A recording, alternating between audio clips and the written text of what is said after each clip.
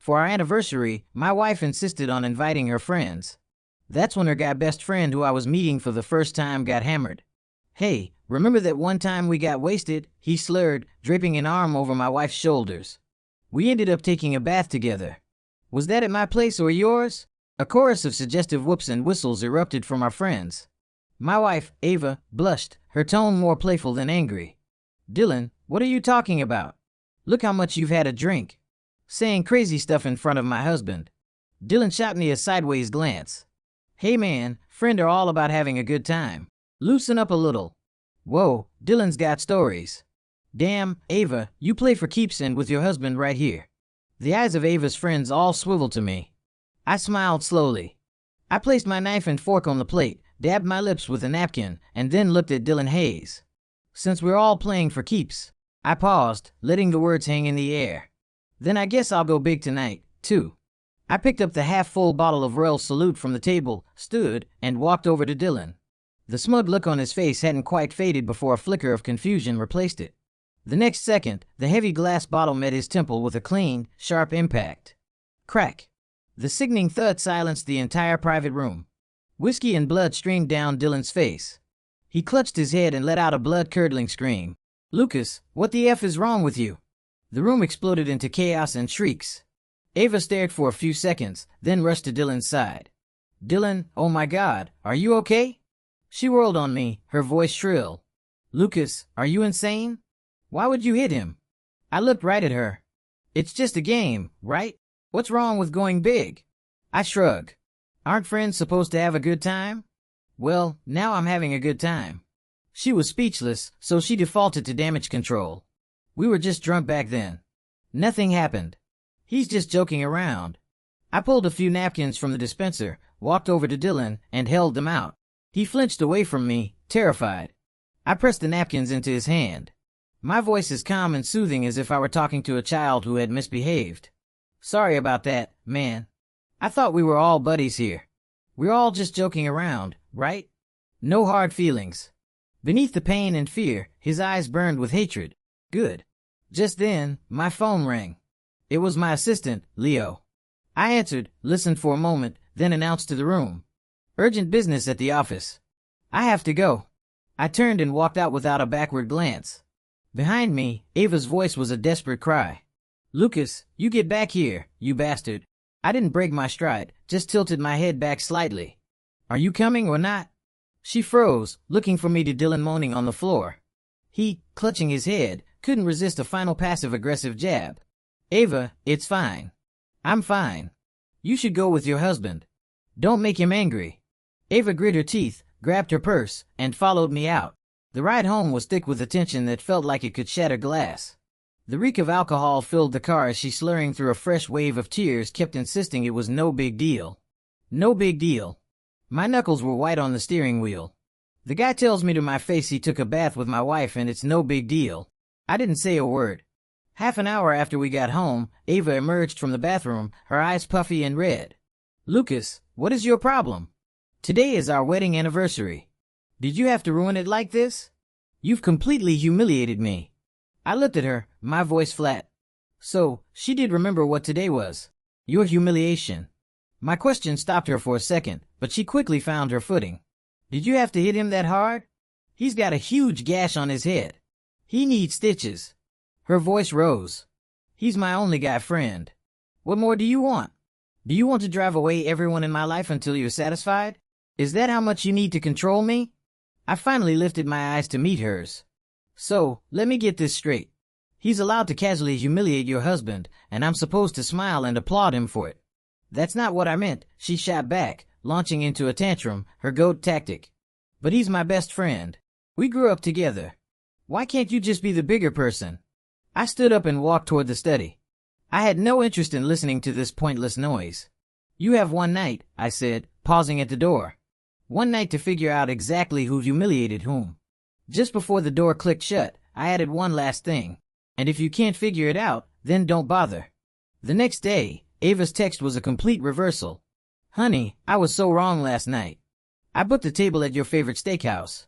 I'll be waiting for you after work." She was already there when I arrived, wearing the white dress I always liked. her eyes still a little red. The picture of contrition. Lucas, you're here. I'm so sorry. I was awful yesterday. Dilla didn't mean it either. He grew up in Europe, you know. He's just more open when he talks. He doesn't have a filter. He knows he messed up. He was texting me all night apologizing. I sliced into the AE5 Wagyu on my plate, not looking at her. All I could picture were Dylan's eyes last night, filled with a venomous, triumphant challenge. That wasn't the look of a friend. When I remained silent, she ventured, "Honey, Dylan's been so good to me. He's like a brother." She took a breath. "Maybe in the future, you could try to be friends with him. Is there really such a thing as a platonic friendship between a man and a woman like that?" I set down my utensils, took a sip of water, and still said nothing. Soft jazz filled the silence of the restaurant. I remembered the first time I met her years ago at a dinner hosted by her father.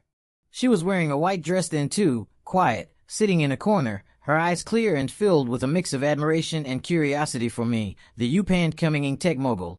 Her father had told me she's a good girl, always been quiet, doesn't have a messy group of friends. Her only guy friend moved abroad and she's been even more of an introvert since. Back then, I thought I was marrying a delicate flower from a greenhouse, one who needed careful protection. But now, sitting across from me, she was cautious, walking on eggshells with her pack of sycophants, though she could laugh without restraint, without a single taboo. People change. Or maybe this was the real her, the one I'd never seen. My silence was making her anxious. She clasped her hands together, leaning forward just enough to show a tasteful amount of cleavage. "Lucas, please. Please don't be mad anymore. I promise I'll never let them make jokes like that again." Just then, her phone buzzed. A FaceTime call from one of her friends. She instinctively moved to decline it, but my sharp glance stopped her. "Answer it." She had no choice. The screen lit up with the heavily made-up faces of several of her friends. "Ava, so how's the groveling going with your big shot co?" "Forget him. Let's get to it. Next week's pajama party is booked." "Yeah, and Dylan said to make it up to us and to get the party started, he's going to wear that black thong. He's going to be our one and only boy toy." The color drained from AA's face. She fumbled to end the call. "You guys stop talking nonsense. I'm at dinner." I took the phone from her hand. I looked at the frozen painted faces on the screen and said calmly, "That party you were just talking about sounds interesting." Then I turned my gaze to Ava's ghostly white face and smiled. She'd love to be there. I'm sure she's already debating whether to wear the black lace or the white silk. With that, I hung up. Ava was trembling and immediately held up 3 fingers as if taking an oath. "Lucas, I don't know what they were talking about. I swear I would never go to some stupid party like that." Her voice cracked. "If I go, I hope I drop dead from a disease." I wiped my mouth with my napkin and stood up. I looked at her face, a mask of sincerity, and laughed to myself. Knowing her, she'd absolutely go. Let's hope so. After that night, Ava was unusually well behaved for a few days. She didn't mention Dylan, came home on time every evening, and even tried her hand at making gourmet soup. The soup tasted indescribable. On Friday, she presented me with a bowl of murky black liquid. "Honey, try it." I spent all afternoon on this. I didn't move. Her eyes welled up. "You're still mad at me." I just stared at her face, a steady in obsequiousness, and felt nothing. That evening, she suddenly announced she was staying at her parents' house for the night to keep them company. She was dressed to the nines and wearing the limited edition perfume I bought her. A few moments after she left, Leo called. "Boss, Mr. Henderson has arrived. The meeting is for 8 p.m. tonight at the Apex Club in the city." "Understood." The club manager personally escorted me to the executive suite on the top floor. Through the massive floor-to-ceiling windows, I had a clear view of the VIP lounge in the adjacent building, its lights blazing, figures moving inside. Leo, following behind me, let out a low whistle. "Wow, the girls these days really go all out, huh? A full-blown lingerie party." I followed his gaze. A crowd of women in various states of revealing sleepwear writhed and laughed like a pack of wild cats in heat. My eyes landed on one figure in particular, clad in black lace. It was Ava. Leo recognized her, too, and immediately shut his mouth. Just a few days ago, she was swearing on her life. She wouldn't go. Looks like her life isn't worth much. I pushed open the suite door and walked straight across the sky bridge connecting the buildings. The door to their lounge wasn't locked. The scene inside was even more vivid up close. Ava had lost a party game and was being forced to pass a cherry mouth-to-mouth to Dylan, who was wearing nothing but a black thong. Her own black lace teddy was practically transparent. Amid the jeers and catcalls of her friends, Dylan wore a triumphant smirk and opened his mouth wide. I didn't watch anymore. I kicked open a heavy lounge door with a single violent motion. Bang! The explosive sound ripped through the room, jolting everyone into terrified silence. When they saw me, Ava's friends let out piercing screams. The cherry dropped from Ava's mouth. Her face was as white as a sheet. Dylan, however, just laughed. He licked his lips, a clear challenge in his eyes. I thought we said no guys allowed. Mr. Thorne, your need for control is really something else. Ava snapped out of her shock and started making excuses. Lucas, what are you doing here? Wait, we were just playing a game. I walked over to her, stripped off my suit jacket, and threw it over her, covering her half-naked body. You can play all the games you want later, I said, my voice dangerously low. First, we're getting a divorce. Divorce? Ava's voice trembled. Over this. Lucas, just let me explain. She reached for my arm, but I pulled away. Right now, you are still Mrs. Thorne. Go change out of that ridiculous outfit. I grabbed her wrist and dragged her toward the bathroom. Inside, she was still sobbing. Lucas, we were just joking around. Everyone was having fun. I admit things got a little out of hand tonight. Just then, the bathroom door creaked open. Dylan, wearing only a towel, leaned against the door frame. A sleazy grin on his face. Lucas, let go of Ava. Can't you see she doesn't want to go with you? I looked at him and chuckled. Are you talking to me? My wife is in a bathroom trying to change and you just barging like this. That's not a great look, is it? Before he could process my words, I drove my foot into his stomach. I grabbed a fistful of his hair and slammed his face against the marble countertop. Thump, thump, thump. He was completely powerless, his protests turning into muffled whimpers. I let go and he slid to the floor like a pile of wet laundry. His eyes, though filled with terror, held something else. A hidden glint I couldn't quite place. I looked down at him. That's twice now. My voice was cold. A third time. And I'll make you disappear from New York. Without another glance at a shell-shocked Ava. I smoothed out my shirt and walked out of the bathroom. Back in the executive suite, a woman in a powerful red pantsuit was sitting on the sofa radiating authority. It was Isabella Chun, the biggest materials supplier out of Chicago. Leo was in the middle of a presentation and they were sharing a laugh. The door was thrown open violently. Dylan, clutching his still bleeding forehead, stormed in with Ava, who had changed back into her clothes. He pointed a shaking finger at me. His face a mask of vindicated glee as he addressed Isabella. Well, no wonder you were in such a hurry to leave. You had a little rendezvous set up. He turned his full attention to her. Ma'am, you need to see this man for who he really is. The guy you're meeting with just finished beating up his wife's friend and is now on a date with you. A violent, controlling maniac. Ava chimed in, tears instantly streaming down her face. Lucas, I was so wrong about you. We're not even divorced yet, and you're already lining up your next conquest. Dylan pulled out his phone, aiming it at me and Isabella. Let's show everyone what the great Lucas Thorne is really like.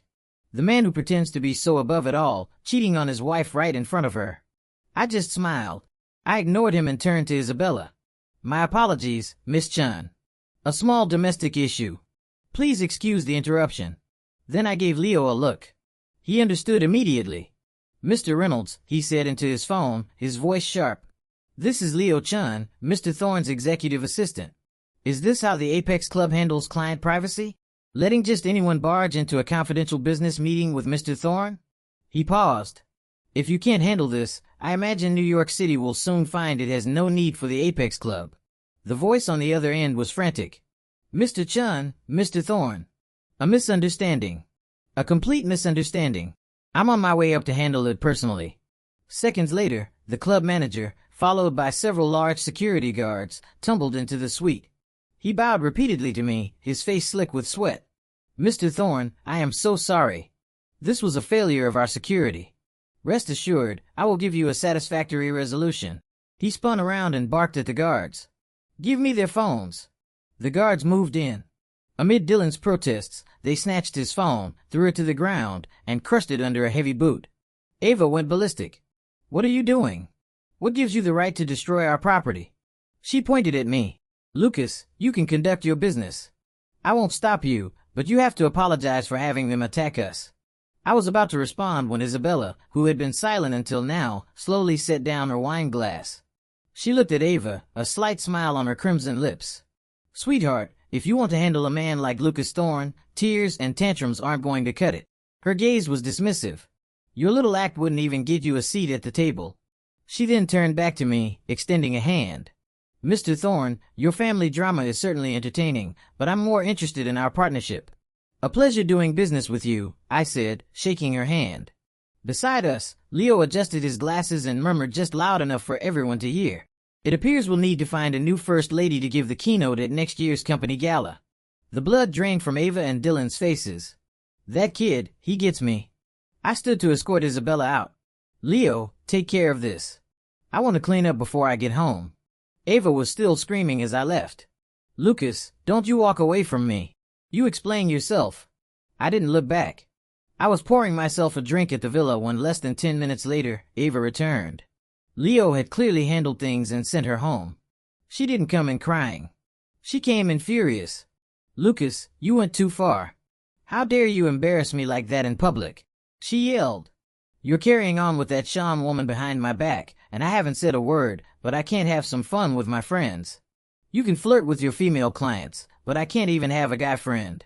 That is such a double standard. You have no respect for me. I stared up at the crystal chandelier, gently swirling the whiskey in my glass, treating her as nothing more than background noise. Seeing I wasn't reacting, she seemed to run out of steam and decided to graciously offer me an exit. She walked over and stood before me, looking down her nose. Fine, for Dylan's sake, I'll let go this time. I'll pretend you never heard him, and you could drop this nonsense about divorce. We're going to go back to how things were. She crossed her arms, and from now on, you stay out of my business with my friends. I took out my phone, dialed Leo, and put him on speaker. Leo's calm, professional voice filled the room. Boss, the partners at the law firm are on standby. Regarding your divorce from Mrs. Thorne, would you like them to deliver the separation agreement for immediate signature, or shall I schedule an appointment for tomorrow morning? The look of magnanimous forgiveness on Ava's face froze and then shattered. She stared at the phone in my hand, utterly stunned. I hung up and finally looked at her. Ava, for 4 years, I gave you a life that every woman in this city would envy. The designer bags you wanted, the limited edition sports cars, the penthouse in the heart of the city. Was there anything I ever denied you? I gave you my complete trust and freedom. I never questioned your parties, your friends, your spending. My voice was flat, devoid of emotion. Because of me, your father went from being a minor supplier to a top 3 player in his industry. With my investment, your sister is living a life of financial freedom she always dreamed of. I thought everything I gave you would be enough to earn your loyalty. But what you gave me in return was endless vanity, recklessness, and stupidity. I stood up. I'm done. She completely unraveled, collapsing to her knees and crawling toward me, grabbing my hand. No, Lucas. It's not like that. I love you. I really do. I was scared. You're so powerful. I felt like I couldn't hold on to you. I was just trying to find some sense of self-worth with my friends. I pried her fingers off my arm, walked to the closet, and took out a trench coat. As I put on my shoes at the door, I said, I'm staying at a hotel tonight. You and your friends can have this place. You can play your games and find all the self-worth you want. My hand was on the doorknob when I delivered the final blow. Leo will be here in half an hour with the divorce papers. Sign them and we can end this without a war. If you don't, I said, opening the door, you'll regret it. The sound of shattering porcelain and her hysterical screams followed me out. I didn't turn around. I just gently closed the door behind me. 6. 2 days later, in the executive lounge of my hotel, Leo handed me a tablet. Boss, your wife and Dylan Hayes are trending. On the screen was a clip from one of the city's trashiest talk shows. Ava, Dylan, and her clique of friends were sitting on a couch discussing the fourth kind of love, a bond beyond romance. The clip showed Dylan peeling shrimp for Ava, wiping her mouth, and even sweeping her up in a ridiculously dramatic Princess Carrie when she tripped. The host asked Dylan if, as her best friend, he worried about her husband's feelings. Dylan looked into the camera with a soulful expression. Someone who truly loves her would want her to be happy, not lock her in a cage of marriage. Leo commented dryly, bold move, boss. They're trying to brand themselves as the independent woman breaking free and her devoted platonic protector. They'll buy a few bots to sway public opinion and you'll be painted as the fun-hating, controlling corporate villain. They're trying to force your hand. I scrolled through the comment section just as he said. The trolls were already at work. OMG, the way he looks at her is pure love. This is true friendship goals. That CEO husband sounds like a total control freak who tells their wife who she can be friends with. Hashtag Team Ava leave the toxic husband and find true love. I laughed and closed the video. Let them I turn to Leo. When someone is determined to self-destruct, not even a ghost can stop them. I gave him his instructions. Contact our European office. I want them to dig up everything on this Dylan Hayes from the day he was born until now. Especially what he's been up to these past few years. I want it all. Also, edit together the most intimate clips from that TV show and send them to AA's father and sister. Just say that as her son-in-law, I feel it's my duty to let them know how happy their daughter is. For the next 2 days, I went about my business as if nothing had happened. On the third morning, I told Leo, call Ava, ask her what she's decided about the divorce papers. Put on speaker. The call connected and Ava's sleepy, irritated voice came through. Who is it? It's so early. Then a man's voice, rough with impatience, grumbled in the background. Who the hell is calling? Are they trying to wake the dead? It was Dylan. Leo's hand holding the phone froze midair. There was a frantic shuffling on the other end as they realized their mistake. A moment later, Ava's voice returned, laced with a smug confidence. Lucas, did you have Leo call me? She laughed. What? You regret it? Realized you can't live without me. And came crawling back. Well, I'll tell you something. It's too late. Unless you. I cut her off with a flick of my chin at Leo. He immediately ended the call. The next second, Leo, who was always the consummate professional, exploded. He slammed his hand on my desk, pacing furiously. What the hell? Those two shameless bastards. They think they're such a prize. He got more worked up, plopping down in my executive chair and grabbing my coffee cup as if to smash it. Regret it. Seriously? One's an idiot, the other's a snake. Together, he was so caught up in his tirade that he didn't notice me just sitting there watching him. When he finally looked up and met my murderous gaze, he shot up in a chair as if it were electric. Slap. Slap. Without a moment's hesitation, he hit himself twice across the face hard. Boss, I'm so sorry. I'm an idiot. I let my anger get the best of me. I looked at his renaying cheeks and finally spoke. Give me the file from the European office and tell the PR department and our media contacts to get ready. It's time to go to work. 7. Ava's call came, her voice sharp and screeching. Lucas, did you delete my fingerprint from the door lock? What is wrong with you? And you sent that video to my father. Do you have to air our dirty laundry for the whole world to see? I watched the traffic flowing on the street below. Yes, I said calmly. The whole world needs to know about you and him. A text from Dylan followed, dripping with threats. Lucas, don't push it. Ava was just drunk. It was years ago we took a bath. So what? Nothing happened. As for the party, I played games with everyone, not just your wife.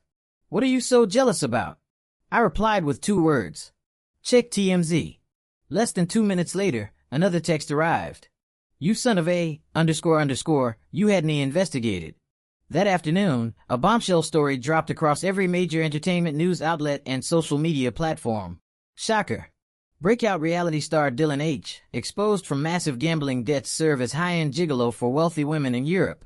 The article was accompanied by graphic video stills and high-resolution photos. Even more damning, an anonymous source leaked a medical report from a top-tier private clinic in New York. It clearly stated Dylan Hayes HIV positive.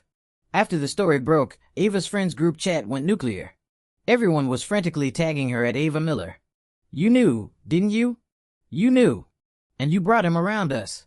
OMG, I drank from the same glass as him. Am I going to die? Leo reported from the side, a grim satisfaction in his voice. Boss, the VIP slots at every major private gynecology clinic in the city are fully booked for tonight. It seems Mr. Hayes had his hands full. I shot him glare. He shrank back. I was starting to want to hit him again. That night, Ava, flanked by 2 bodyguards, went to confront Dylan at the apartment where he was hiding out. But just as she got to the door, she ran into 2 of her best friends who had arrived with their own muscle. Their eyes met. The air froze. In an instant, they all understood they weren't the only ones who had been played. AA's call came right on schedule. As soon as I answered, I was met with her hysterical begging. Lucas, I was wrong. I've done a lot of soul-searching, and I've apologized to my dad. He's an animal. Lucas, Please help me get revenge on him. Please. Her voice was thick with tears. I know I was wrong. I'll never do it again. Please forgive me. Just this once. I said nothing. I placed the phone on the conference table and put on silent. Then I put on my headset and began my transatlantic meeting with the European team about our latest acquisition. On the other end of the line, she must have sensed my silence. Her accusations faded, replaced by broken sobs. Lucas, I'm so sorry. I really am. Please come back. I know I didn't listen to you, and now I'm paying the price. It's my fault. I promise I'll make it up to you, okay? Please don't leave me. I'm begging you. Half an hour later, the meeting concluded successfully. Efficient meetings don't waste people's time. I took off my headset, grabbed my coat, and left the conference room. I left the phone on the table. 30 minutes after that, Leo found me in the lounge reviewing some documents. He was holding my phone. Boss, your call. It was still active. He handed it to me, a strange look on his face. I picked it up and Ava was still on the other end crying about how sorry she was. He cleared his throat and in a perfect imitation of my tone, recounted what he'd said to her. Mrs. Thorne, my apologies, but Mr. Thorne left the office over half an hour ago. Then I asked her, who exactly have you been apologizing to for the past hour? The other end of the line went dead silent. Then a choke, disbelieving. What? Then nothing. Leo hung up. The next morning, Leo's voice came over my office intercom. Boss Ava and her family are here. They're at the front desk downstairs and are demanding see you. I looked down at the documents on my desk. Let them wait in the lobby. When I finally went down, Ava's father, Mr. Miller, looked terrible, but he managed to force a smile. Lucas, you finally decided to come down. Ava's sister was dabbing at her eyes. Lucas, she knows she was wrong. She was tricked by that monster. For the sake of your 4 years of marriage, please just give her one more chance. I looked at Mr. Miller calmly. Mr. Miller, you know as well as I do whether she was tricked or not. The divorce is happening. Her sister jumped in. What's this talk about divorce in a family? Ava just likes to have fun. What young person doesn't? You can't just cut her off. Those boutiques I invested in for you. I could take them back at any time if you'd rather not have fun with them anymore. Her face went pale. She said nothing more. Seeing that the soft approach wasn't working, Mr. Miller tried to play hardball. He slammed his hand on the reception desk and stood up, his voice dripping with righteous indignation. Lucas, let me ask you. If it weren't for that contract I gave you back in the day, your company would have gone under. Have you no conscience? Our Ava made a mistake, but it's not a death sentence. You dragged her and that low-life's business out for the whole world to see. How is she supposed to live this down? Where are we supposed to hide our family's face? I looked at them and laughed. Mr. Miller, that contract made you more money than your company would have seen in a lifetime. I don't owe you a thing. As for your family's face, don't you think it's a little late to be worried about that? When she was out playing her disgusting games with another man, did she think about my face? About the Miller family's face? They were speechless.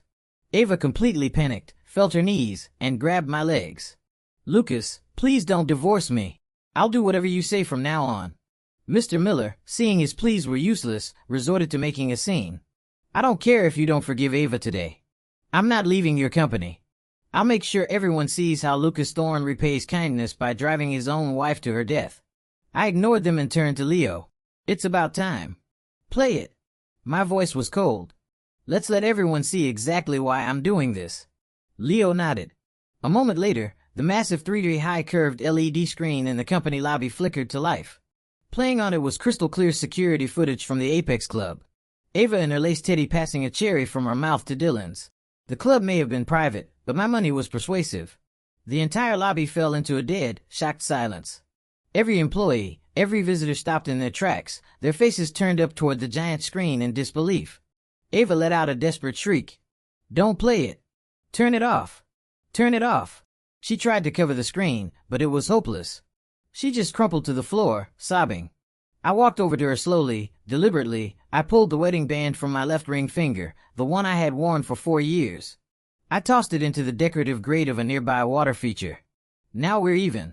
Ava turned to her father, her voice a pathetic wail. Dad, help me. Make him get the ring back. Mr. Miller's face was purple with rage. He raised his hand and struck her hard 3 times across the face. Slap, slap, slap. I don't have a shameless daughter like you. Ava, stunned, fell to the ground, staring at her father in disbelief. Her sister let out a long sigh, too ashamed to stay and moved to pull Ava to her feet. Just then, Leo appeared with one of the cleaning staff, handing her a bucket of water. "Ma'am, could you do me a favor? Please flush this drain out vigorously. We can't have any filth clogging up the company's good fortune." The janitor nodded and began pouring bucket after bucket of water down the drain. After handling things at the office, I took my private elevator to the parking garage. As my car's headlights flashed on, they illuminated a crazed figure standing not far away. It was Dylan. His eyes were bloodshot. "Lucas, look what you've done. You son of a __," he screamed, his voice raw. "You scheming bastard. You ruined me. You ruined everything." I looked at him, my expression blank. "Did I? Or did you ruin yourself?" My calmness seemed to push him over the edge. He laughed a sound more painful than a sob 10 years ago. "If it weren't for your company, Vanguard Innovations, would my father's business have gone bankrupt? Would I have been forced to go overseas and live that hellish life? You stole my market. You stole my life. So, what's wrong with me stealing your woman?" He was hysterical. "Why you? Why does it always have to be you? I'd already found all this out in my investigation." My voice was tinged with a slight pity. "Because you're a failure. 10 years ago, your family's business went under because it was garbage the market rejected. 10 years later, you're in this mess because you chose to become garbage yourself." Yui was shaking with rage. He pulled a knife from his jacket and charged at me. "I'll effing kill you." From a distance, I heard Leo's panicked shout. "Boss, look out." I sidestepped his clumsy lunge and delivered a sharp chop to his wrist. The knife clattered to the concrete. A clean hip throw sent him crashing to the ground. I planted my foot on his chest, pinning him. He was still screaming curses. "Lucas, kill me. Go on, kill me. If you don't, I'll haunt you from beyond the grave." A dark shape moved quickly. A black tactical baton whistled through the air and connected with his kneecap with a sickening crunch. It was one of the company's security guards who had rushed down with a terrified Leo. Dylan's leg bent at an unnatural angle. He howled, a sound that was barely human. At that moment, a group of menacing-looking men stormed into the garage from the other end. The leader, a man with a thick scar across his face, kicked Dylan squarely in the ribs. "Dylan Hayes, you still owe the dragon money, and you have a nerve to show your face in New York. Fing arrogant, even going on TV, boys, get him. Beat him until he pays up." Dylan on his knees grabbed the man's leg. "Dragon, please just give me a little more time. I'll have the money soon, I promise." The money he was referring to, I presumed, was the settlement he thought Ava would get from our divorce. Suddenly, a series of camera flashes lit up the garage. A dozen reporters, seemingly appearing from nowhere, swarmed the scene, their cameras aimed at the chaos. Dylan saw the flashing lights, saw the vicious loan sharks, and his face crumbled into absolute despair. He started muttering to himself, his eyes vacant. A familiar figure appeared at the garage entrance. It was Ava. She took in the hellish scene. The blood, the reporters, Dylan's insane mumbling, and the color drained from her face. She started to step forward, but seeing Dylan's crazed state, she hesitated, taking an involuntary step back. Dylan saw it. He stopped his nonsensical babbling and locked his eyes on her. His stare was pure venom. "Ava, you're running away, too?" he shrieked. You can't run. You forgot about that night, didn't you? You slept with me. You're infected just like me. If I'm going down, you're coming with me." Ha ha. I stood apart from the pandemonium, watching Ava flee, a cold feeling in my chest. Leo was suddenly beside me, draping my coat over my shoulders. I looked down at Dylan on the ground. "I told you a third time, and you disappear." "Let's go," I said to Leo. Everything that happened after that had nothing to do with me. A month later, my divorce from Ava was finalized in a New York courtroom. With a mountain of evidence and her own lawyer offering almost no defense, the judge granted the divorce on the spot. Because of Ava's gross misconduct and adultery during the marriage, I was awarded 95% of our shared assets. She walked away with almost nothing. Later, I heard she left the city, spending her days consumed by regret. Her luxury goods were quickly sold off to pay for her living expenses and medical bills.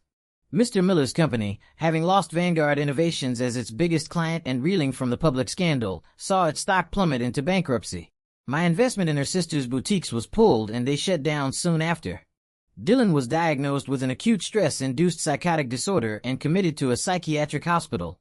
They say he spends his days screaming that reporters and loan sharks are chasing him. As for her friends, they scattered like rats the moment they learned of Dylan's diagnosis, taking to social media to proclaim their innocence and paint themselves as victims of Ava and Dylan's deception. I stood in my office looking out over the New York skyline. The circus was finally over. Leo brought me a coffee. Boss, I've concluded that this whole affair teaches us one thing. Never engage with an opponent whose IQ is below average. It lowers the tone for everyone. I smirked. Are you angling for my chair again, Leo? Just then, the front desk called to say Mr. Miller was downstairs again, demanding to see me. Before I could say anything, Leo picked up the phone and dialed our lawyer. Mr. Davis, this is Leo Chun. Mr. Miller is on our premises causing a disturbance again. Please issue a restraining order on behalf of the company and notify the police. Have security escort him out. If he resists, have him arrested for disturbing the peace. Hanging up, Leo shrugged at me. With people like that, you can't give them an inch of hope. Otherwise, they stick to you like gum on a shoe. I gave him a thumbs up.